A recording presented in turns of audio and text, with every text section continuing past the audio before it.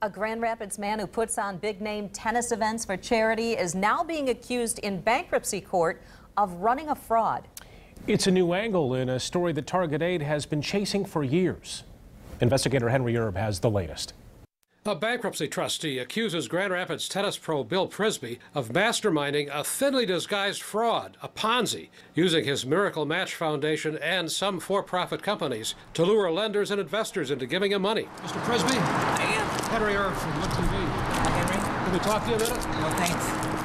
Przybysz says he beat leukemia and created the Miracle Match Foundation to help others with the disease. This is what he said in 1999. The Miracle Match Foundation, we're an organization that sponsors blood and bone marrow drives, and we help with the cure for looking for a cure for leukemia. He used what he knew, tennis, and staged celebrity exhibitions around the country with big names such as Pete Sampras and John McEnroe. The last public accounting Miracle Match filed with the IRS in 2004 reported raising only $3,600 for charity. The bankruptcy trustee writes that the only money going to fight leukemia came from fans at the events and not from the tournaments. The trustee says people loaned Przybysz money or invested in for-profit companies that he created to work with the charity. But some sued because they say he wasn't paying. He filed for personal bankruptcy protection in 2010, saying he owes $2.8 billion.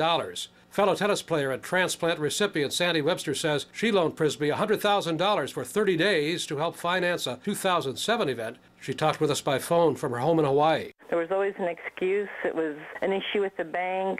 The events, there were weather problems. She sued him and won, but he still owed $75,000 and thinks she'll never get it back. She says Przybysz offered people big returns on their loans and investments with promises such as... Well, in his documentation to me, there was an estimate of approximately $250,000 to put an event on, and yet they would yield somewhere between, say, $400,000 to $600,000 in return. Tennis legends did appear for hefty upfront fees, but promises of high ticket sales were not true, according to bankruptcy trustee Jeff Moyer. In 2004, for example, the Miracle Match Foundation was in the red $377,000. He would never give you the full amount back or the interest that he claimed he could offer.